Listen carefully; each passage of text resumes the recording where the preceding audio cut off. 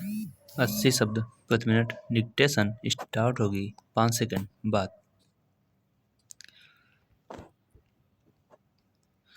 Start.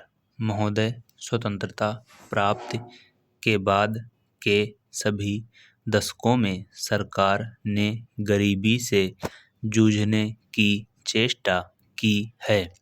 इस समस्या पर अब तक काबू न पा सकने का एक महत्वपूर्ण कारण यह है कि हम वृद्धि और प्रगति की उस दर को प्राप्त नहीं कर सके जो पर्याप्त ऊंची हो। इस वृद्धि और प्रगति के जो लाभ पहुँचे हैं, उनसे समस्या हल नहीं हुई।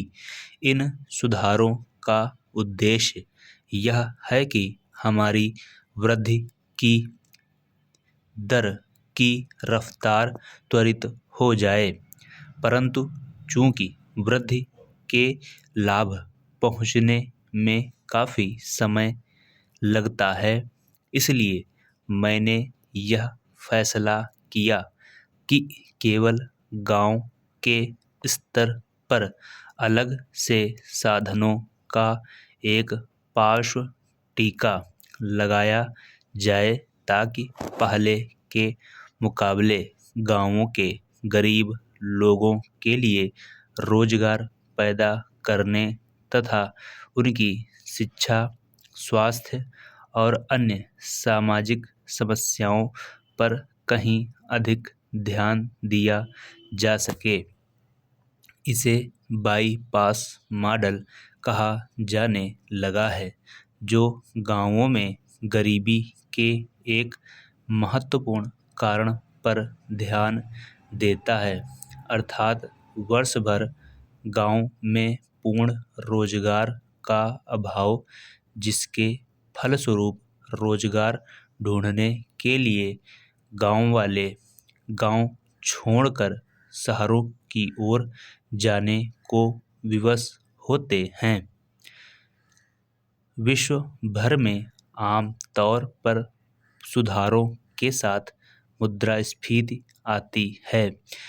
उसकी कठिनाइयों को पूरी तरह मिटाने की बात तो नहीं हो सकती, परंतु उन्हें कम करने के लिए मैंने नए सिरे से मजबूत बनाई गई सार्वजनिक वितरण प्रणाली को लागू किया है, जिसके अंतर्गत गरीब लोगों को अनाज विशेष रियायती दरों पर दिया जाएगा।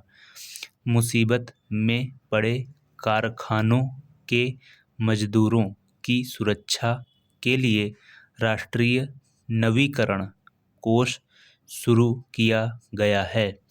मुद्रास्फीति को न्यूनतम करने का कोई भी प्रयास नहीं छोड़ा गया। मैं यह चर्चा आपको इस बात की जानकारी देने के लिए नहीं कर रहा कि हमने क्या किया है, बल्कि इस बात पर जोर देने के लिए कर रहा हूँ कि हमने आँख मूंद कर ये सुधार नहीं किए, बल्कि इस बात पर अच्छी तरह विचार करने के बाद किए हैं कि क्या कठिनाइयाँ सामने आ सकती हैं, और इस दिशा में समझते बूझते हुए प्रयास किए हैं कि उन कठिनाइयों को किस तरह कम किया जा सकता है ताकि इन सुधारों का लाभ समाज के सभी वर्गों तक पहुंच सके। अंततः इन सुधारों की कसौटी यह होगी कि ये लाभ सभी तरफ पहुँचे हैं या नहीं। जब तक इन सुधारों का लाभ व्यापक रूप से न पहुँचे, मैंने जनता के उन वर्गों के हितों के लिए विशेष योजनाएं बनाई हैं जिन तक ये लाभ पहुँचने में समय लगता है। मेरे लिए वृद्धि की दर के आंकड़ों का कोई मतलब नहीं। मैंने तो शुरू से मानव हितों पर ध्यान दिया है और इसी दिशा में हमने अपने प्रयास आगे बढ़ाए हैं। आज जरूरत इस बात की है कि हम बड़ी सावधानीपूर्वक यह देखें कि समय समय पर हमारे सामने क्या बाधाएं आ सकती हैं और उनको तत्काल और प्रभावी ढंग से दूर करें। महोदय, मैं मानता हूँ कि यदि हम चाहें कि किसी भी भाग को अपनी इच्छा के अनुकूल बना लें, तो यह संभव नहीं हो सकता। किसी भी देश में जितने लोग बसते हैं, उन लोगों के हृदय में जो भावनाएं पैदा होती हैं, उनमें जो विचार उठते हैं, उन्हीं से भाषा निकलती है। हिंदी कहिए या हिंदुस्तानी, दोनों ही हिंदुस्तान में पैदा हुई और आज भी चल रही हैं। इसलिए मैं सदा से यह बात कहता आया हूँ कि किसी विदेशी शब्द को अपनी भाषा में ना घुसने देने का विचार बिल्कुल गलत है।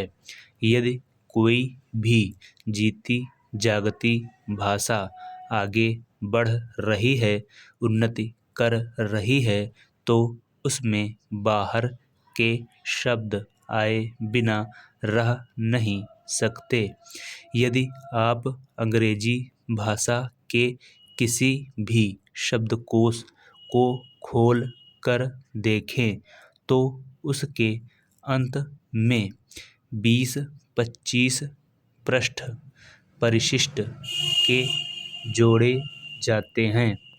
उन पृष्ठों में अंग्रेजी भाषा में जो नए नए शब्द आते हैं, वे ही दिए जाते हैं। कुछ दिन हुए मुझे चैम्बर्स का एक पुराना शब्दकोश मिल गया। मैंने देखा कि आज का चैम्बर्स शब्दकोश पुराने शब्दकोश से दुगना मोटा था।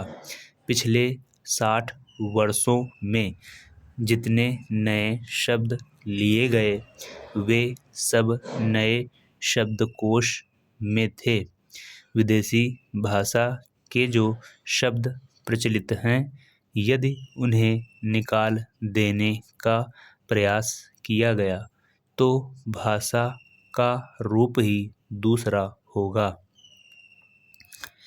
हिंदी वालों का यह प्रयास कि अरबी तथा अंग्रेजी भाषा के शब्द हिंदी में नहीं आने देने चाहिए, उतना ही हानिकारक है जितना उर्दू वालों का यह प्रयास कि उर्दू में केवल अरबी और उर्दू भाषा के ही शब्द रखे जाएं, संस्कृत के नहीं।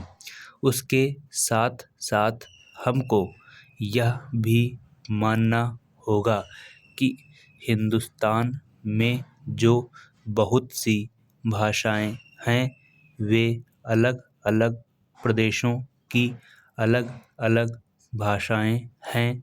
जैसे उत्तर भारत में मराठी, गुजराती, हिंदी, बंगला, उड़िया तथा असमिया और दक्षिण में तमिल, तेलुगु, मलयालम तथा कन्नड़।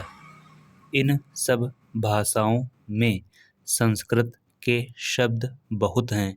हिंदी को छोड़कर और किसी भी भाषा में उर्दू के शब्द नहीं मिलेंगे। देश में हिंदी को इस योग्य बनाना है कि लोग उसे सरलता से सीख सकें। इसलिए उसमें संस्कृत के शब्द लेने ही पड़ेंगे, उससे बचा नहीं जा सकता। हमारे संविधान में हिंदी की व्याख्या इस प्रकार दी गई है कि हम उसी भाषा को हिंदी मानते हैं जिसके मूल में संस्कृत है। यह कोई नई बात नहीं है, इसे सभी लोग मानते और समझते हैं। समाप्त।